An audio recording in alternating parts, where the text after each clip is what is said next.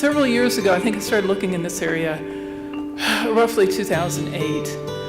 If you remember the publications, they were just a little bit coming on there, and I first thought, oh, people wanting to sell yogurt. But just about that time, a lot of the really good research was starting to hit the publications. It was starting to be very impressive that this was not going to be a passing fad, that there was really something here.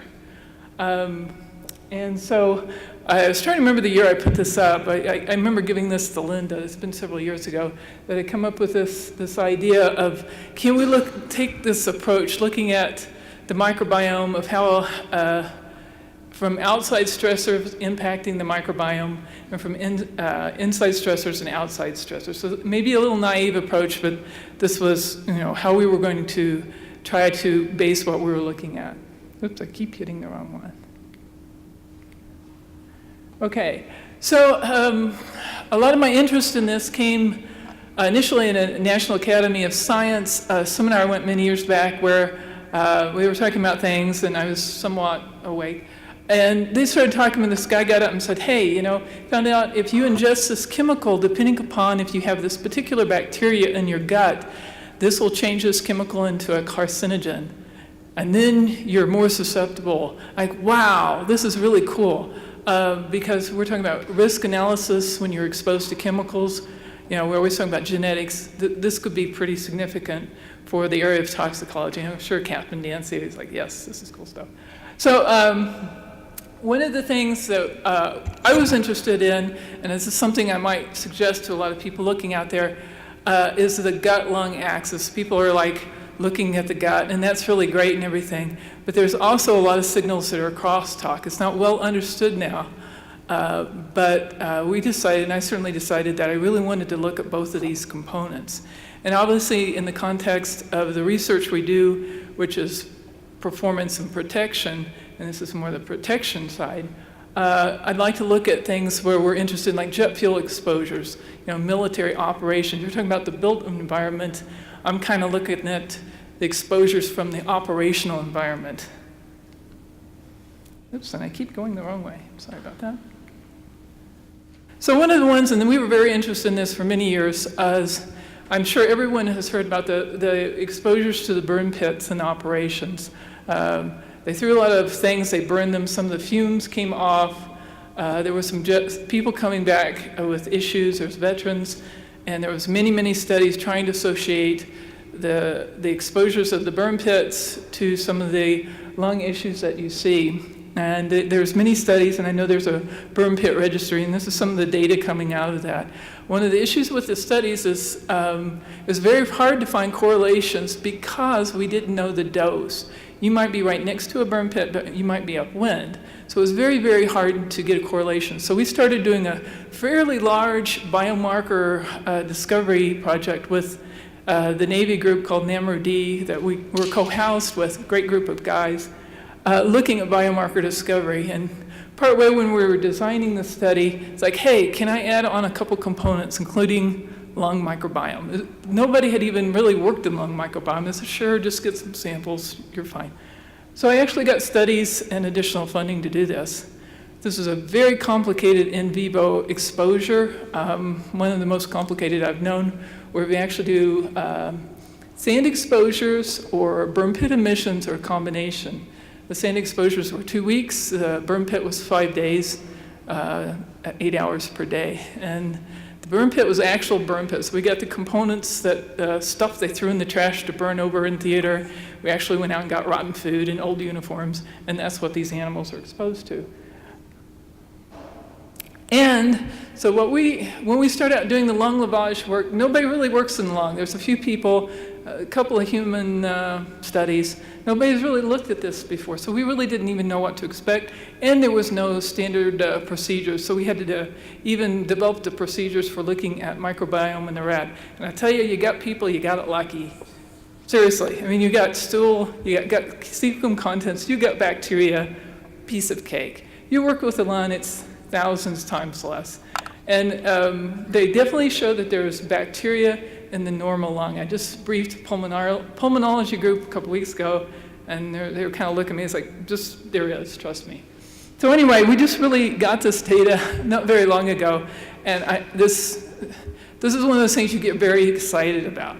These are not humanized animals, these are just regular Sprague dollies, and my concern was we would not see segregation in the microbiota populations. This is basically just 16S. So I thought, well, what the heck, we're going to give this a try, we'll see what we do. And this is the data we got. And what we're finding, and I was extremely pleased with this data, is that we're actually seeing segregation depending upon what the exposure group is. And this is preliminary. This is like 4 days after exposure. We're in the process of doing the 30-day and 90-day. It was going to be interesting to see if these return to baseline. But what this means is that, yes, your lung microbiome seems to be modulated by what you're inhaling, and those signatures might be unique to what you are inhaling. And this, I think, has some significance for those of you working in the built environment. So for me, this is very, very exciting data that we're hopefully going to be doing some follow-up work on. This is a project I know that, this one was technically, I think this is the second project we had come up with. And I remember talking to I couldn't get funding for it, and talked to Captain Dancy and John Lewis at USHSR, and that, this is great, we're thinking the same thing too, let's go in with a collaboration.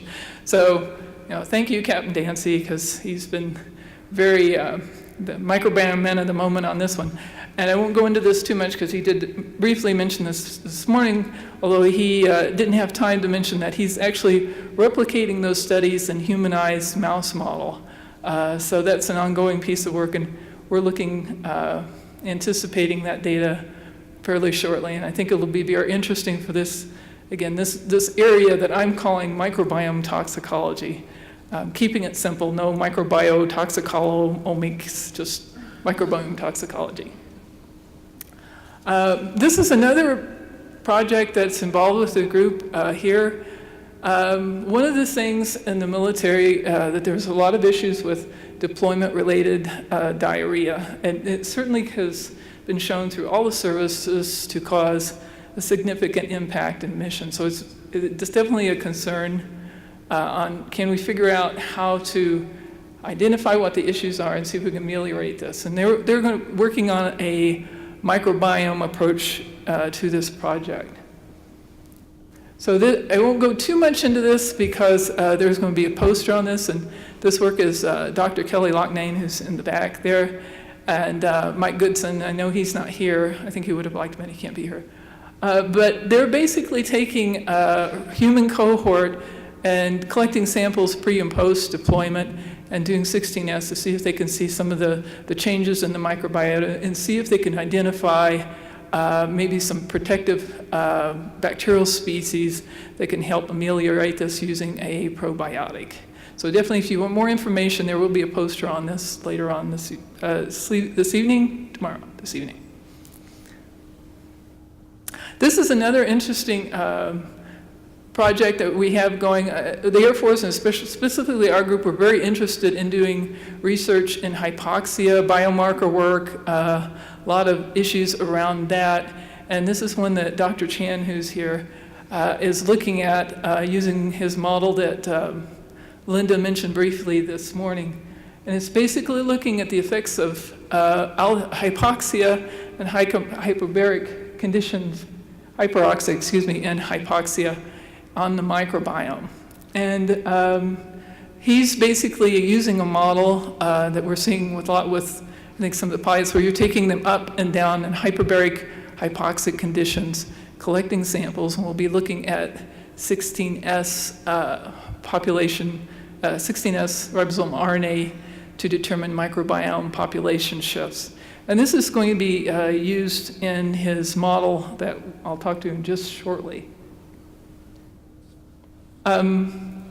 This is a very interesting model. I know some of the discussions we had the other night about funding and how military funding goes. And this is actually a project that we're doing through the Air Force that's funded by the ONR. And this is basically looking at the effects of sleep deprivation on the gut microbiome. This is very interesting. Obviously, many different applications in this, both in the civilian and military world. One of the things that we found doing microbiome work, and those that's doing in vivo work especially, is what type of model do you use? You can purchase animals. I know if you do that, and what you find, you're kind of bound to that company and hope that they get these animals on time and get them to you to complete the work. The other thing is people that's doing in vivo work in the past on multitudes of projects have generally found that rats make a better model for toxicology, especially in cognitive testing. So we decided with this project to develop a new model using the rat. We had a lot of rat experience from some of the toxicology work. So this would give us a great number of advantages if we worked this in-house.